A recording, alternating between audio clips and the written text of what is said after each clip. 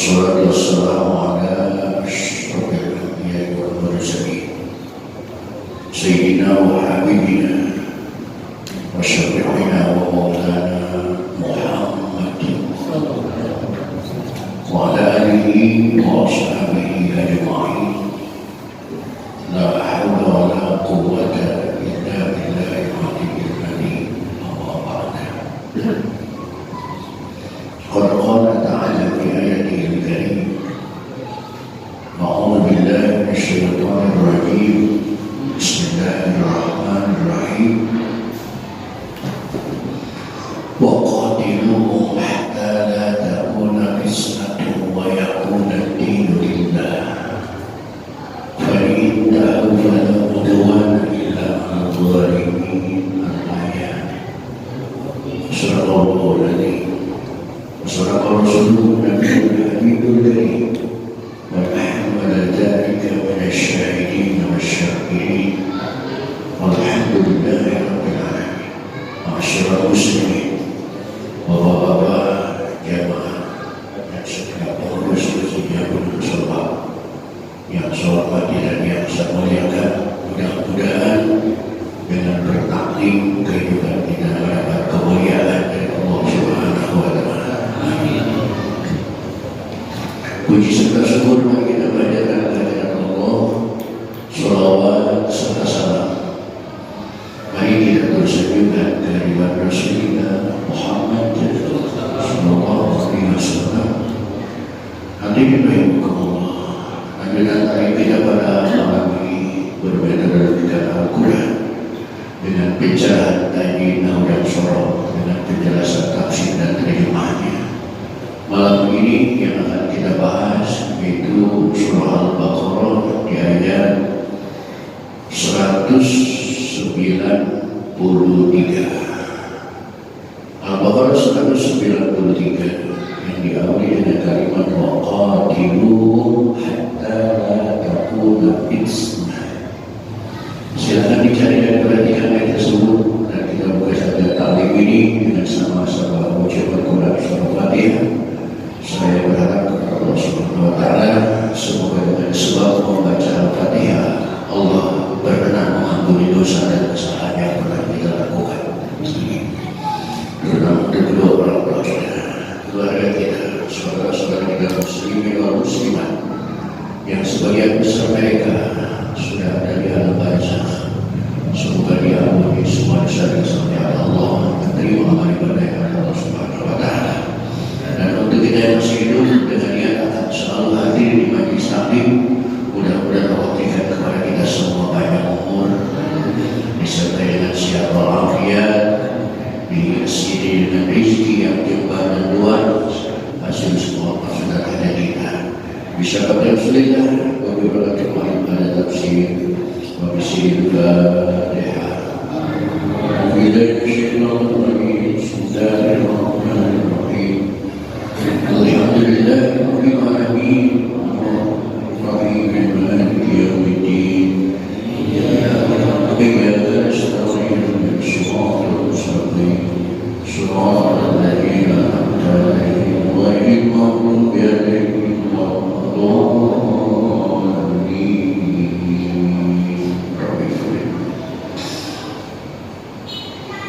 Jangan batin Al-Baqarah 193. A'udzu billahi minasy syaithanir rajim. Bismillahirrahmanirrahim.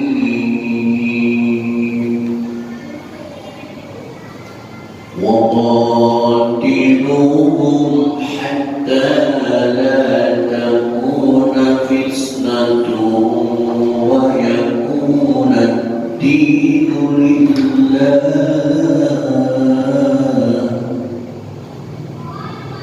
Fa in intahu fala udwana illa 'alal zalimin. Yang perlu diperhatikan dalam bacaan tadi di antaranya adalah Waqatiluhum hatta Nabi mati kena huruf ha, hukumnya idhar syafawi, jelaskan suaranya hum hatta. Yang kedua, tolong bedakan makhrajnya hum dengan hatta ha. وقاتلوهم حتى لا تكون فتنة ويكون الدين لله. وإن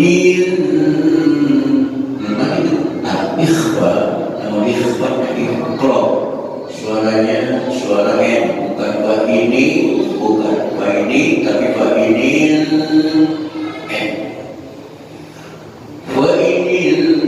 انتهوا فلا عدوان إلا على الظالمين. الشهر الحرام بالشهر الحرام والحرمات قصاص، فمن اعتدى عليكم فاعتدوا عليه بمثل ما اعتدى عليكم، واتقوا الله واعلموا أن الله مع المتقين.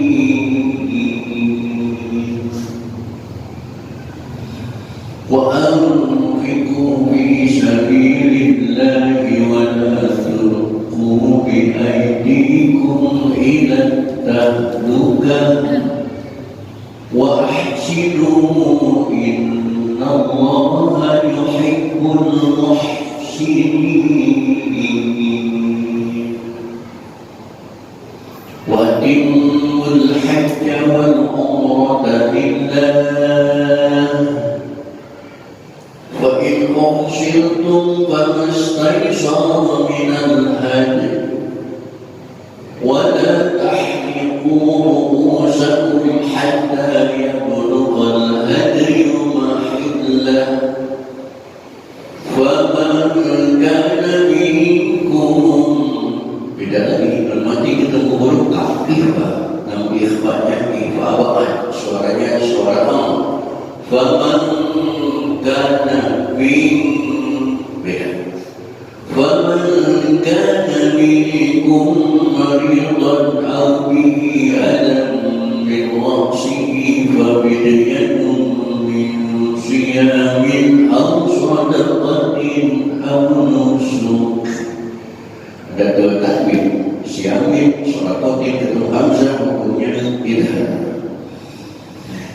وإذا أمنتم فمن تمتع بالعمرة إلى الحج فما استيسر من الهدي، فمن لم يجد فصيام 3 أيام في الحج و7 إذا رجعتم، تلك 10 كاملة، ذلك لمن لم يكن أهله حاضر المسجد الحرام، واتقوا الله واعلموا أن الله شديد العقاب.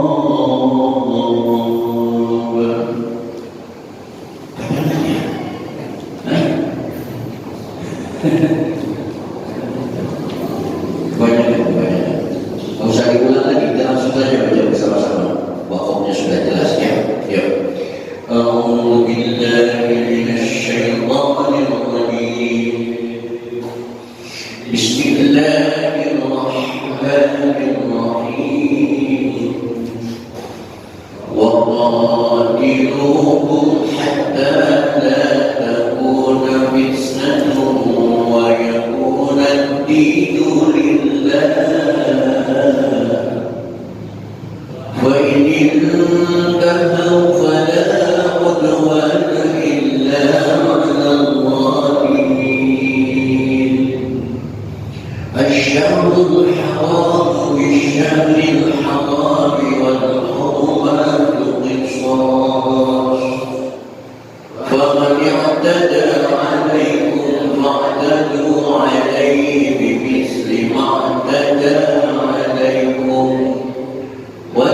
واتقوا الله واعلموا أن الله مع المتقين وأنفقوا في سبيل الله ولا تلقوا بأيديكم إلى التهلكة وأحسنوا إن الله يحب المحسنين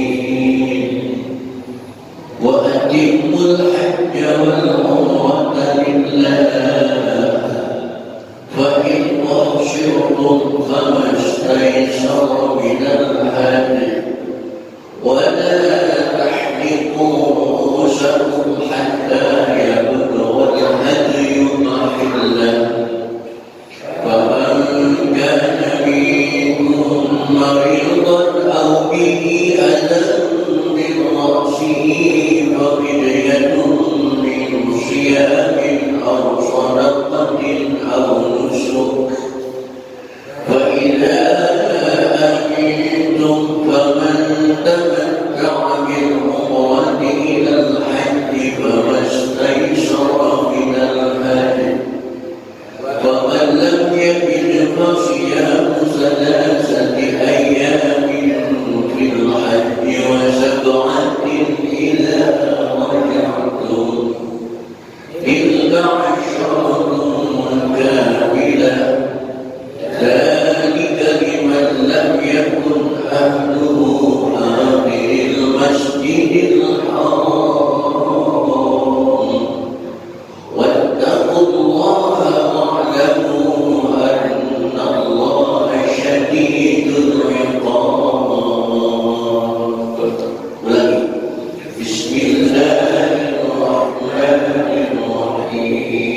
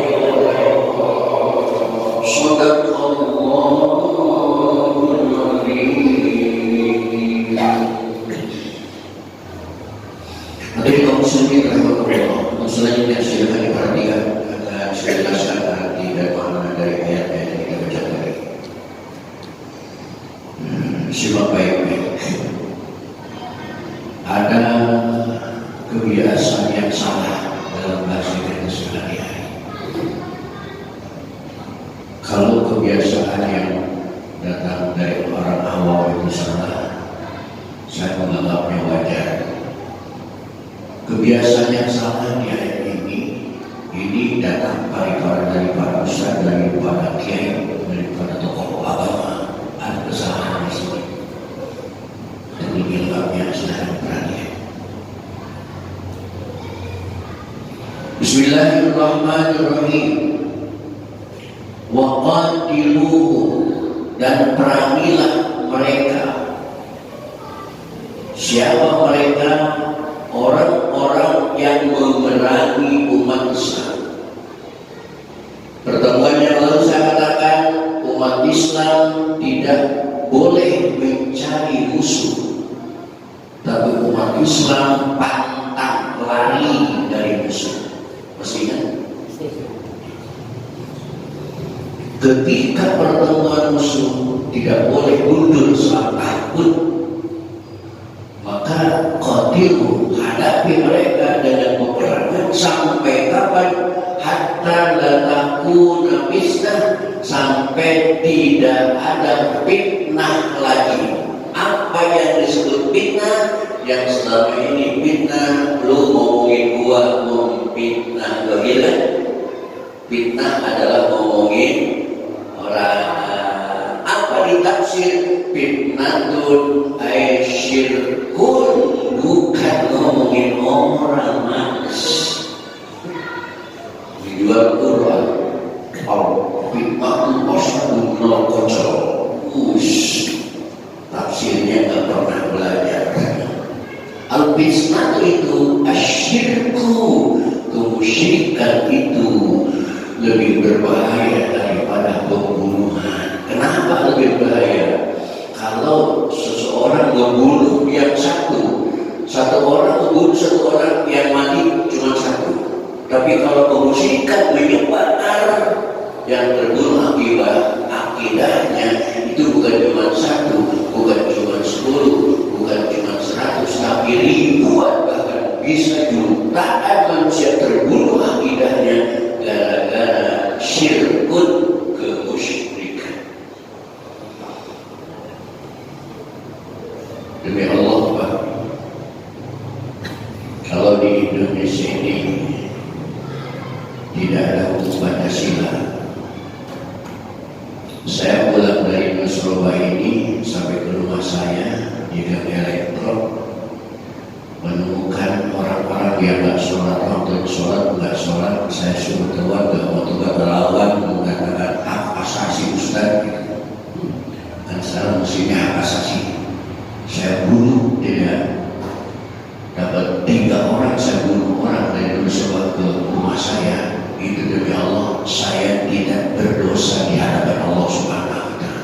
Demi Allah, saya tidak berdosa. Cuma karena kita hidup di Indonesia, sanksi dunianya pasti melanggar. Maka lihat ya, begitu masuk ke salat Allahu Akbar, asyhadu an la ilaha illallah, asyhadu anna Muhammadar Rasulullah. Orang yang lagi ngopi ditumpahin kopinya, orang yang lagi toko ditutup tokonya, nggak keburu tutup tokonya, ditinggalkan tokonya dalam keadaan terbuka sampai sholat selesai, aman tuh toko karena semua sholat. Coba di Indonesia begitu, yang kaki buka gembok jadi bongkar. Kenapa? Ini bengkelnya ini kemusyrikan.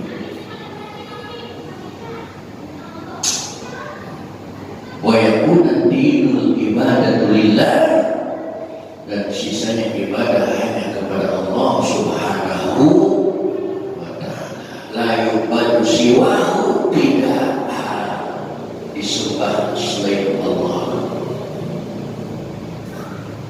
Tapi bagi ini tahu kalau mereka sudah berhenti dari melakukan kemusyrikan, fala ta'tadu, maka stoplah pembunuhan, maka setelah peperangan dan ada pala udwana, karena kita tidak akan pernah bermusuhan illa ala dzalimin, kecuali hanya bagi orang-orang yang zalim.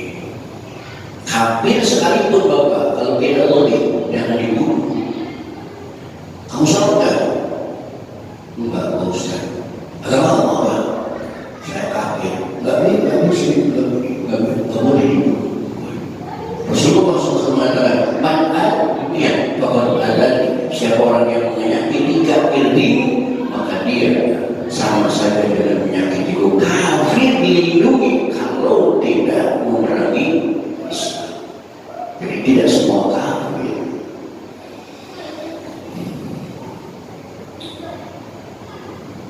Yang pertama, luruskan yang kebiasaan yang salah, bahwa fitnah itu bukan ngomongin orang, tetapi melakukan kemusyrikan. Asyhadul haram, bulan hurum itu bulan yang mulia, dilarang peperangan. Tetapi orang yang diperangi di dalam bulan Syahrul Hurum, maka bisyahril haram balas bulan itu juga. Jangan ditunda-tunda. Karena Islam sekali lagi pantang lari menghadapi musuh.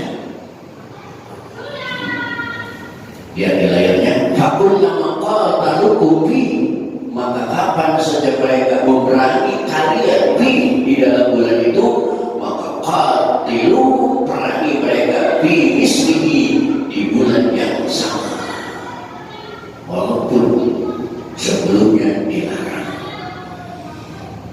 Istitawi musuhi wal hurmatu qisas. Adapun kerugian kita bisa mengadakan kisos.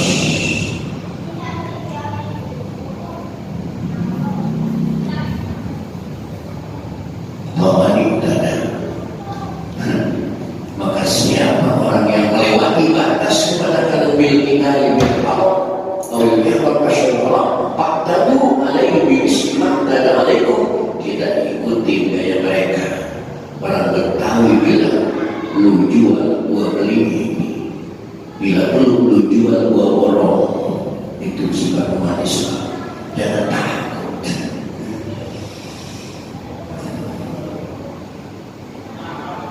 Makanya kadang-kadang sombong kepada orang sombong itu diperlukan.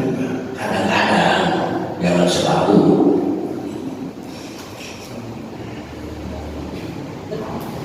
Saya sempat membaca waktu di Bapak di dalam sebuah kitab hadis Nabi yang mengatakan at-takaburu lil mutakabiri bahwa sedekah. Artinya sombong kepada orang yang sombong itu adalah sedekah. Saat itu saya belum paham. Ini kita mengajarin apa, ngajarin nggak benar. Saya paham waktu itu orang sombong kan kita anggap nggak benar. Terus kita sombong lagi, berarti sama-sama bilang ya. Nggak masuk ini, nggak masuk. Cukup dibaca ya. Sampai pada suatu hari, pulang dari Muara Baru, naik kereta dari Angke menuju Rangkasbitung. Di kereta juga duduknya pada berhadapan. Saya berhadapan Bapak Nani sama siapa, yang di depan saya berhadapan Nani sama siapa berhadapan dengan saya. Itu pas Allah takdirkan, ingatkan saya, hidayah Allah turun ke saya lewat pertemuan di kereta. Di kereta yang di hadapan saya itu mobil sama temannya di samping, bangga-banggain anaknya di Depok. Anaknya baru setahun di Jakarta. Kerja katanya sudah kebeli mobil, sudah punya rumah, uangnya banyak dan lain sebagainya. Orang di depan di samping saya dia begini, saya juga gini aja nih, orang sombong amat. Logikanya mustahil kan baru setahun kuliah, udah kebeli mobil, kebeli rumah di Jakarta, uangnya banyak, dari mana? Lama itu berapa? Hampir 1 jam kali ngobrol anaknya boga-boga. Tiba-tiba yang di samping saya angkat bicara, apa unsur apa itu mah, anak saya baru 3 bulan udah beli mobil 3. Diam langsung. Oh, subhanallah, berarti ini abulu liputan abili sodako. Sombong kepada orang yang sombong itu adalah sodako. Ternyata setelah mendengar kesombongan di samping saya, dia berhenti nggak ojek lagi. Dosanya udah stop sampai di situ. Subhanallah. Baru prakteknya saya ditakdir Allah ketemu di kereta. Kadang-kadang harus begitu. Kadang-kadang harus begitu.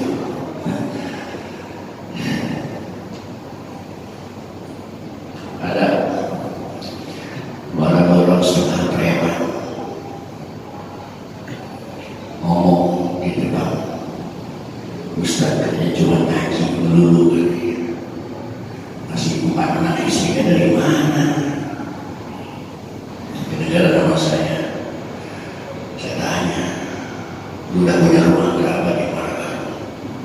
Lu rumahnya pada isi kontrak, udah cukup. Kadang-kadang harus takabur dan mentakabir sekarang. Tapi kalau nggak nyelok amat, nggak mau saya jawab. Dan nyelok ini tuh sakit. Kadang-kadang sampai di rumah mau tidur juga nggak bisa tidur, ingat. Daripada ingat ganggu tidur, lebih baik dipecahkan di situ. Ternyata di sini mereka mau berani mau dibuat haram, bahas dibuat haram. Mereka mau melewati batas, bahas dengan sesuai dengan apa yang mereka lakukan. Allah yang mengizinkan itu. Maka Nabi mengatakan at-takabburu lil mutakabbirin shadaqah. Sombong kepada orang yang sombong itu adalah shadaqah. Wa'lamu, dan ketahuilah Allah al-muttaqin, bahwasanya Allah bersama orang-orang yang takwa. Wa anfiqu fi sabilillahi wa la tulqu bi aydikum ila tahlukah. Bapak lihat di layar, saya tepik ayat yang saya tepik ini, yang selalu satu-satunya dijadikan dalil dari Al-Quran bagi mereka yang mengharamkan rokok. Coba rokok gue itu ustaz-ustaz yang mengharamkan rokok, ayatnya pasti ini, wala tulqu bi aydikum ila tahlukah. Apa artinya? Dan janganlah kamu menjatuhkan dirimu sendiri dalam kebinasaan. Itu artinya.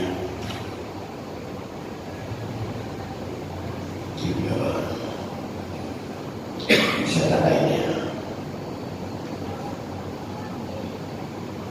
Ini satu-satunya ayat yang dijadikan oleh mereka untuk sebagai haramnya rokok. Apa betul ini larangan rokok? Yuk kita perhatikan. Wa anfiqu, cuman saya yang menyampaikannya merokok sebenarnya.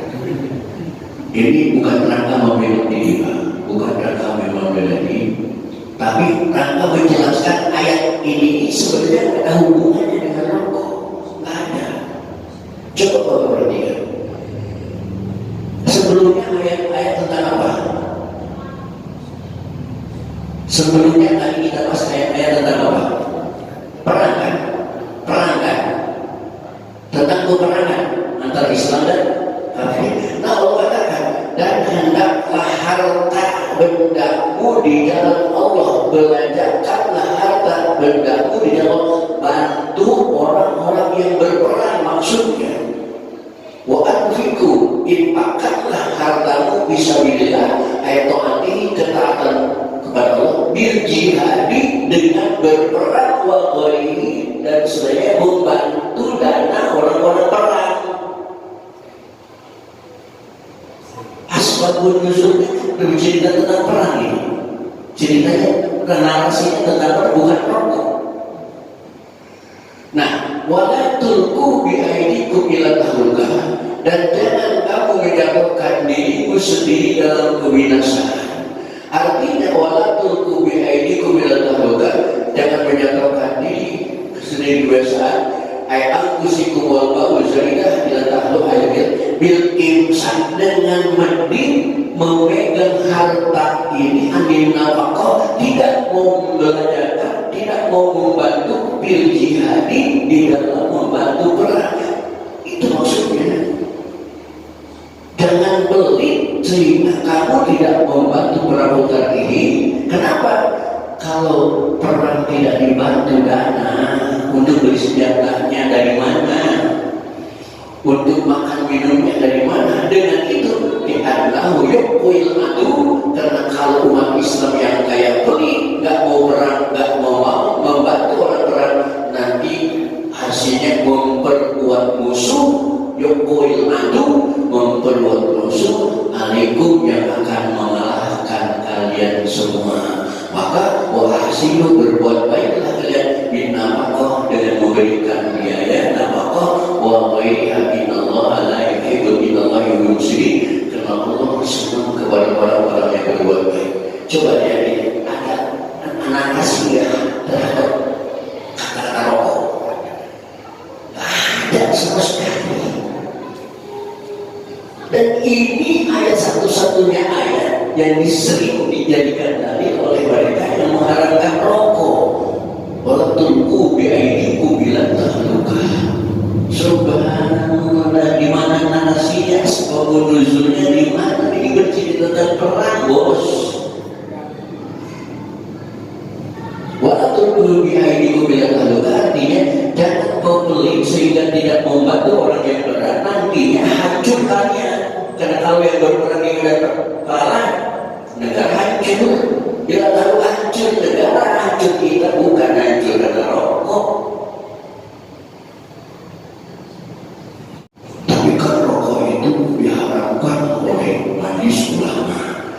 Lihat tadi undang-undangnya yang diharamkan oleh itu siapa?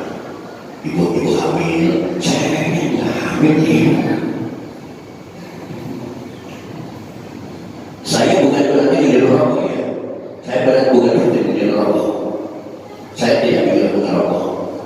Maka bagi saya di dalam kita Sabtu Kutub itu kita ada 7 kitab yang digabungkan menjadi satu. Ke bawah ini Akidah. Ada 3 ulama membahas rokok. Kata ulama yang pertama, rokok itu halal mutlak. Ditanya dua kelompok pertama yang lain, kenapa ulama yang pertama mengatakan rokok itu halal mutlak? Jawaban ulama yang pertama, karena Allah tidak mengharamkannya di dalam Al-Quran.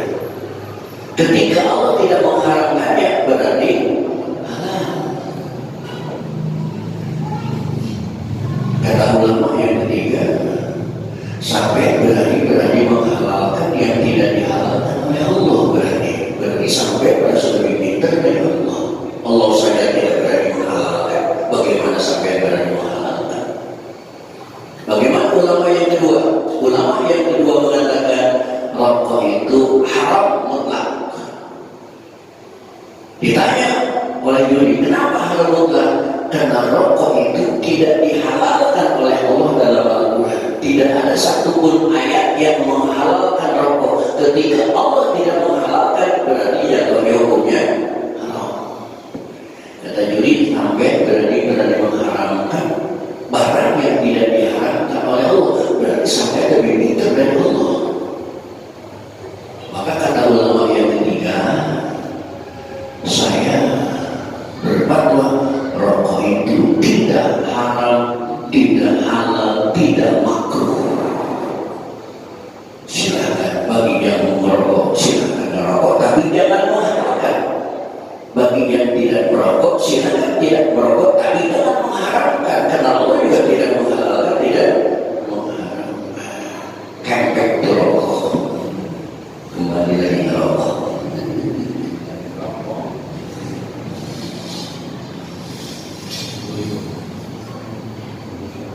Apalagi pelesetan Buya Mustomi ketika ngaji itu pelesetan aja, bukan darinya, cuma bicara yang mengharamkan rokok itu atau akidah.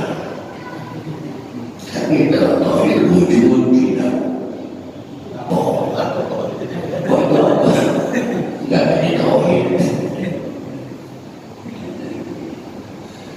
Ini ayat yang sering dijadikan dalil oleh orang-orang yang mengharapkan. Padahal kita saya baca tafsir Jalalain. Coba kita lihat tafsir Ibnu Katsir. Wa afiqu bisabilillah wa la tulqu bi aydikum ila tahluka. Nah, wa afiqu bisabilillah wa la tulqu bi aydikum ila tahluka. Pengarang kitab ini mengatakan nazalat bin nafaqah. Ini ayat asbabun nuzulnya membahas biaya perang, bukan beli rokok.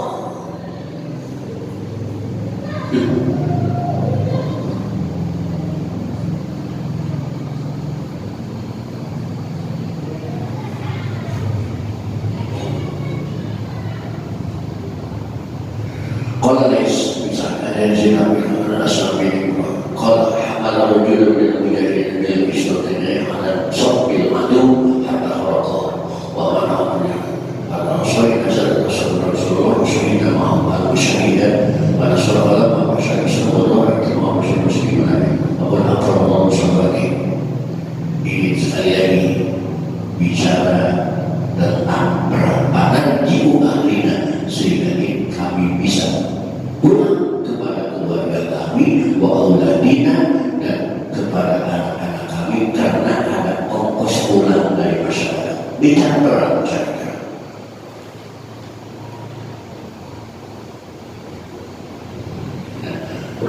Bila taklukah berkitab tafsir Ibnu Katsir, bila taklukah ilmi bil qomati bil ahli wa tarkil jihad dan tidak mau berperang.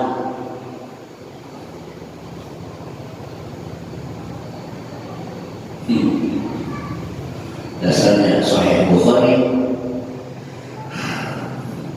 dan lain sebagainya. Di dalam kitab Tafsir Ibnu Abbas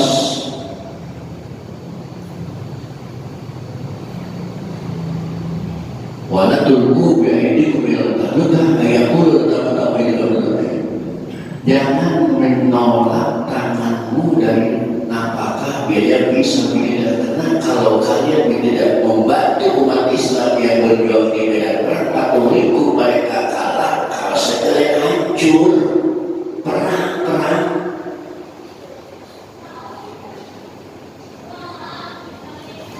Ada pemahaman yang berdakwah dalam itu ayat tai hasud, jangan berputus asa min rahmatillah patuhiku, karena kalau sudah orang berputus asa dari rahmat Allah dia akan hancur. Itu rahmat Allah dalam tafsir Ibnu Abbas.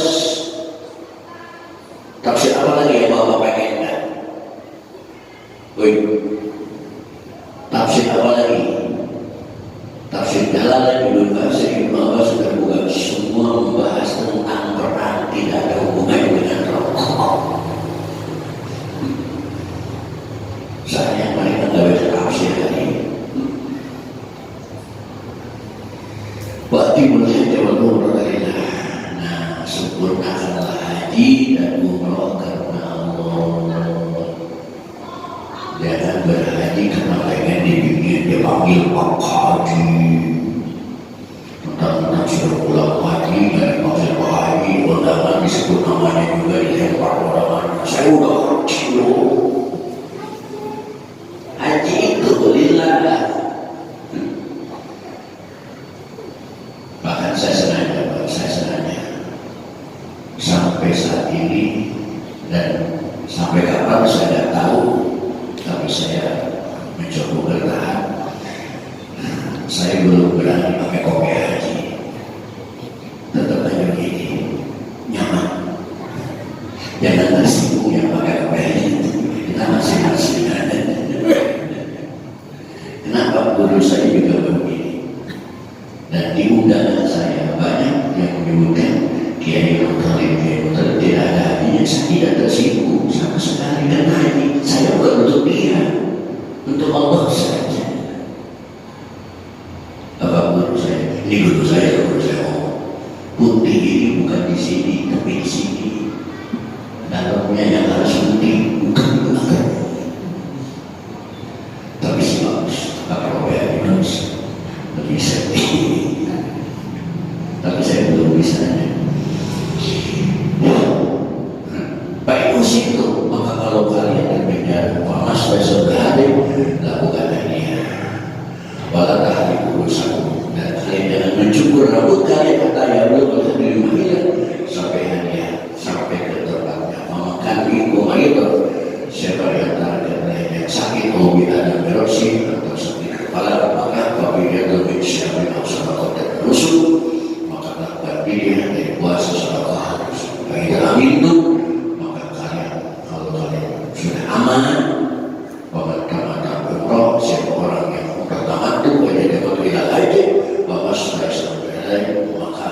harus membayar hadiah.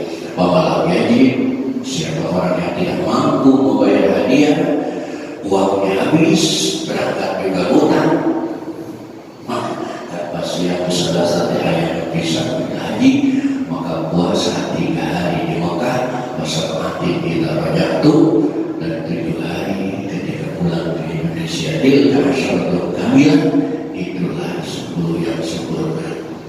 Ini urusan haji. Kalau saya jelasin juga, bapak pusing sendiri ya. Intinya, kalau ada orang pulang haji tiba-tiba dia nanya puasa, jangan lihat casing dulu. Itu orang pulang haji puasa. Siapa tahu dia kena beban ini, Pak. Di sholat dia nggak mampu bayar minyak, akhirnya kalau udah beban puasa 10 hari, 3 hari di sana, di Muarabur, di Sepuro, dan 2 hari udah haji sudah bukan dia utang.